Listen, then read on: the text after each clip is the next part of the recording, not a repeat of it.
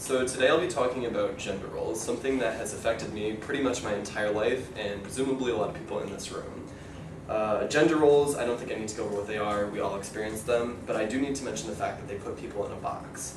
For me, I've kind of lived my life with a sort of split personality, 1 foot in the box, 1 foot out.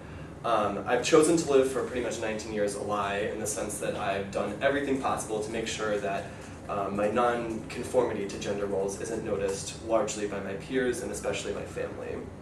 And so, like I said, I always have that 1 foot out of the box, kind of conforming, but the 1 foot is also always in because at the end of the day, I can't change my reality. I found that the box cutter for that box to gender role conformity is really only found through confidence and perseverance. And that's something that I'm working on and probably will be for maybe the next 40 years. So for this project, I decided to deconstruct what my mom might have thought when she took her first pregnancy test. It's a beautiful moment, it's something that all parents look forward to. And in that, you kind of have an expectation you fabricate for yourself. You don't know if it's going to be a daughter or a son, but you kind of set out a path that you hope they'll go on. And usually that's based off your own experiences.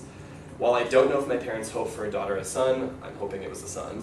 I do know that they said they either would name their daughter Grace or their son Liam. And so I deconstructed both Grace and Liam as separate potential individuals.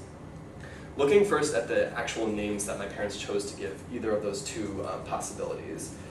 Grace, according to Webster's dictionary, it means the free and unmerited favor of God as manifested in the salvation of sinners and the bestowal of blessings. It can also mean simple elegance or refinement of movement.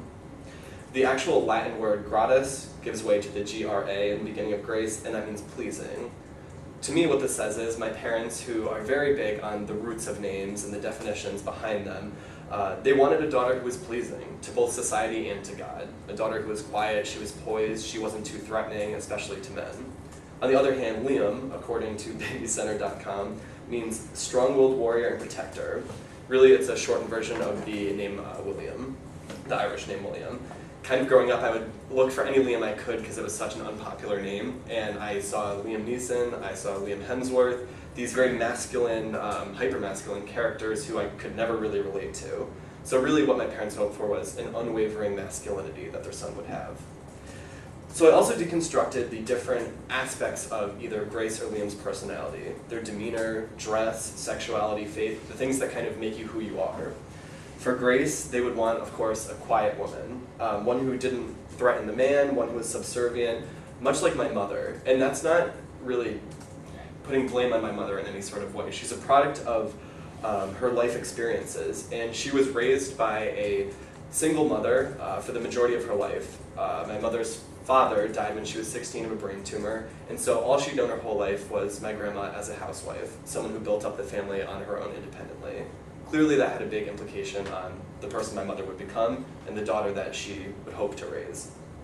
Also in terms of dress, she would want her daughter's breasts to be covered at all times, behind, flattened, completely desexualized as the church teaches. Of course, she would be ladylike, she'd never question, and she'd always listen, no matter what. Additionally, in terms of faith, she would observe the paintings around our home of the Virgin Mary, the Holy Family, their porcelain white skin, and real perfection. She would want her daughter to idolize that and try to strive to be as close to that as she could. On the other hand, for her son, Liam, she would hope he would have an aggressive nature, much like my father. He was raised by a father who, my father was raised by a father who abused him. And in a strange sort of way, it wasn't that he didn't love my father, but that he didn't know how to show that love. That would be replicated by my father, unfortunately, and my mom would kind of hope the same for her son. Additionally, Liam would dress in a monochromatic color scheme of neutrality. There would be no pastels, there would be no colors. It would be bland, kind of representative of a hard worker, the average everyday male worker. Really, he'd be non-expressive, except for in his faith. He'd be, again, much like Grace, Roman Catholic and priest-like. He'd observe the priest at church, serve as an altar boy. He would really strive to be kind of an embodiment of Jesus himself. What I did notice, though, across the board was there was a common connection between Grace and Liam, and that's when it came to sexuality. They were to be straight, they were to be virgins until married, and they were to really avoid any sort of sexual interaction until that point. The only slight difference, Grace wouldn't be having sex because she would be a slut for it. Liam wouldn't be having sex because he was too incompetent to have a kid at a young age. So I kind of deconstructed both these things, and I realized that it's created a disconnect for me. And again, it goes back to that idea that there's one foot in the box of conformity and one foot out. It's always kind of a balancing act.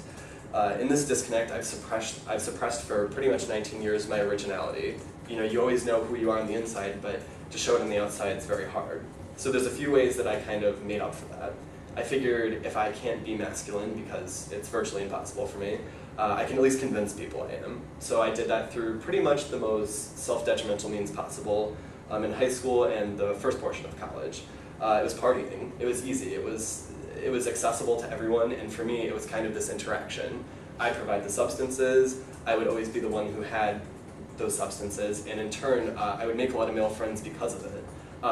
They would come to me because of it, and we'd bond over it. And to myself, I knew it was flawed, but to my peers around me, it seemed as if I was part of their kind of inner circle. So it was a nice way to build that wall of conformity, which for me felt kind of isolated, but for my parents, that wall was what they wanted. They wanted a wall built to protect me from any sort of disagreements in society. So kind of as I've gone through my life, like I said, I've realized that my parents had these predetermined expectations and had these predetermined expectations because of their life experiences, and I have to respect that. You're a product of the truths that you've been kind of served through life's course, and I understand that, and for that I don't judge my parents. But moving forward, I'm beginning to now acknowledge that I really am a blend of Grace and Liam, in the sense that those characteristics don't allude to a gender, they allude to expectation. And although my parents wanted me to just meet those Liam characteristics, they got both. They got kind of a two-in-one sort of deal, which I think is kind of a beautiful thing. Now, kind of in more recent times, I found this TED Talk, which kind of inspired me, which sounds really prophetic, but it's the truth. It's by a woman named Karen McLaughlin, and she's a LGBTQ advocate, and the talk was called The Gift of Living Gay.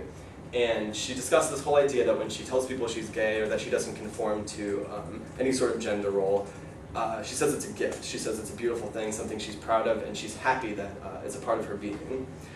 It sounds kind of strange because being gay is something that's led to suicide, it's something that's led to homelessness. So many negative things can come out of it if you can't work through.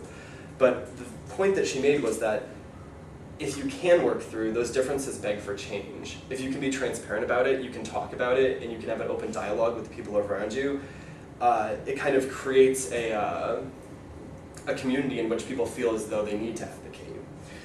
Really, she kind of cited the civil rights movement, and she said that a lot of times no one wants to compare the experiences of the black community to the experiences of the gay community, one's race, one's sexual orientation, but, and it's not to lessen anyone's experience, but she did quote that, you know, for a black person, you don't have to tell your parents that you're black. For a gay person, you have to tell your parents this whole identity that they'd never known of before. And so going forward, I'm trying to be transparent, I'm trying to be honest, and I'm trying to keep an open dialogue, not yet with my parents, but in due time. Because for now, I feel as though I've come to this, maybe not conclusion, but understanding that through that transparency and through speaking of the abnormal, it begins to slowly make it normal. When it's out in the world, it's verbalized, it's talked about, it's not any longer abnormal.